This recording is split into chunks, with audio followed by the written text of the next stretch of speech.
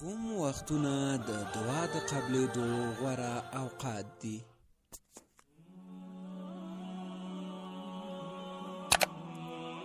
د اذان او اقامت ترمنځ،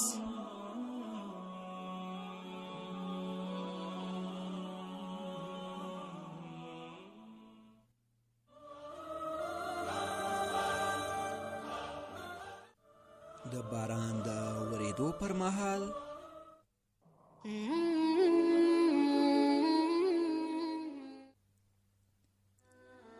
د جمعې په ورځ،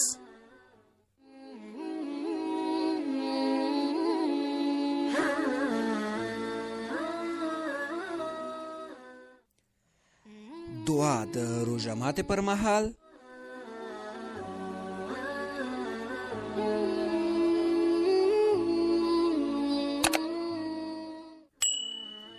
او د شپې په درېیمه یا آخره برخه کې.